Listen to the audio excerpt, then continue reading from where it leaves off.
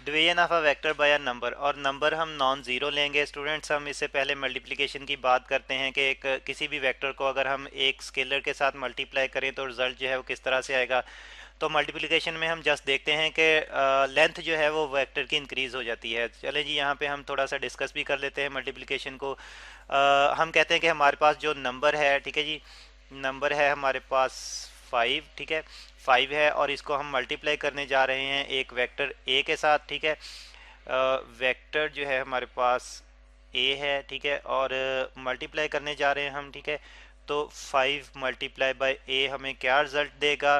तो ये हमारे पास फिर आ जाएगा 5a, और वेक्टर क्योंकि एक डायरेक्शनल क्वांटिटी है, तो पहले तो हम फिर ए को रिप्रेजेंट करेंगे। ए की कोई ना कोई मैग्नीट्यूड और डायरेक्शन होगी, ठीक है जी। सपोज के ये हमारे पास जो है वेक्टर ए है, ये ज़रा थोड़ा सा छोटा बना लेते हैं ताकि मल्टीप्लिकेशन में फिर हमें रिप्रेजेंट करना इजी हो जाए, ठीक है। ये हमारे पास जो है वेक्टर ए है, बिल्कुल इनिशियल वेक्टर ए है, ठीक है। फिर इसको जब हम 5 से मल्टीप्लाई करते हैं तो क्या होता है, इसकी लेंथ में 5 टाइम इंक्रीज आ जाता है, यानी कि इसकी मैग्नीट्यूड 5 टाइम बढ़ जाती है।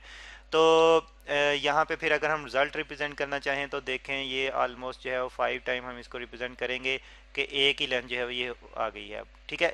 ये वाला वेक्टर अब जो है वो 5a को रिप्रेजेंट करेगा।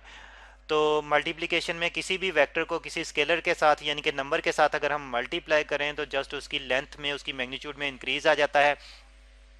तो अब हम डिवीजन की बात करेंगे कि डिवीजन में क्या होता है। तो स्टूडेंट्स, डिवीजन में अगर यानी कि अगर हम डिवाइड करना चाहें किसी भी नंबर के साथ एक वेक्टर को, ठीक है, डिवाइड, तो चलें यहाँ पे हम एक जो है वो एग्जांपल से इसको समझने की कोशिश करते हैं।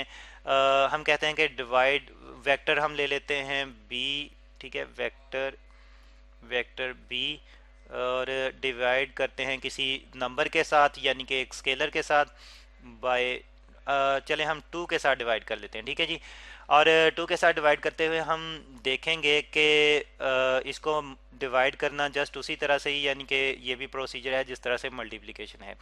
कैसे, हम यहाँ पे अगर इस तरह से लिख लें कि b डिवाइड बाई 2, ठीक है, तो इसको हम इस तरह से भी लिख सकते हैं 1/2 इंटू बी, ठीक है। तो 1/2 क्या है जी, यानी कि 2 का रेसिप्रोकल है। तो अगर हम इसको सॉल्व करें 1/2 को तो ये हमारे पास आ जाता है 0.5, ठीक है, इंटू बी। तो देखें, जिस नंबर के साथ हमने मल्टीप्लाई करना, जिस नंबर के साथ हमने डिवाइड करना था बी को, जिस नंबर से डिवाइड करना था उसका रेसिप्रोकल लेकर हमने बी के साथ मल्टीप्लाई कर दिया, तो ये हमारे पास डिवीजन का रिजल्ट आ जाएगा, ठीक है। तो अब ज़रा ग्राफिकली देखें कि क्या होगा। तो सपोज कि हमारे पास b जो है, इसको हम रिप्रेजेंट कर लेते हैं कि ये वेक्टर जो है हमारे पास, ये वेक्टर b है हमारे पास, ठीक है जी। और फिर इसको हमने 2 से डिवाइड करना है, तो क्या करेंगे, 2 का रेसिप्रोकल लेकर b के साथ मल्टीप्लाई कर देते हैं, ठीक है। तो क्या हो जाएगा 0.5 इंटू बी, ठीक है। और यानी कि ये हमें क्या रिप्रेजेंट कर रहा है, b की लेंथ जो है वो हाफ टाइम जो है वो कम हो जाएगी, ठीक है। तो अब हमारे पास जो रिज़ल्ट आएगा ग्राफिकली वो जो है वो, इसको ज़रा क्लियरली बना लेते हैं 0.5b को, तो वो हमारे पास तकरीबन जो है, ये थोड़ा कम बन गया, सॉरी। तो ये हमारे पास जो है इतना तकरीबन आएगा, ठीक है। ये हमारे पास क्या है जी, ये 0.5b है, ठीक है। देखिए स्टूडेंट्स, क्या किया हमने, यानी कि यहाँ पे रिप्रेजेंट हो रहा है कि डिवीजन में जो है वो लेंथ उतने ही टाइम डिक्रीज हो जाएगी, ठीक है। डिवीजन में लेंथ जो है जिस नंबर के साथ डिवाइड कर रहे हैं उतने टाइम लेंथ वेक्टर की डिक्रीज हो जाएगी, यानी कि उसकी मैग्नीट्यूड जो है वो कम हो जाएगी उतने ही टाइम जितने नंबर से हम मल्टीप्लाई करने जा रहे हैं। जैसे अगर सॉरी डिवाइड करने जा रहे हैं, जैसे अगर 2 से डिवाइड किया तो हाफ टाइम जो है वो इसकी लेंथ जो है वो कम हो गई, यानी, ठीक है जी।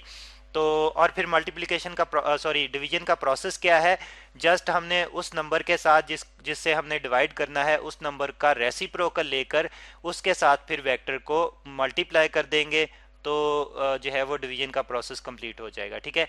अब हम बात करते हैं कि अगर नंबर जो है, अगर नंबर जो है पॉजिटिव है, ठीक है, नंबर जो है पॉजिटिव है, नंबर अगर तो पॉजिटिव है, ठीक है, तो क्या होगा, बी की डायरेक्शन जो है वो सेम रहेगी, same same direction of B, सिर्फ उसकी मैग्नीट्यूड में कमी आएगी, ठीक है, सेम डायरेक्शन डायरेक्शन।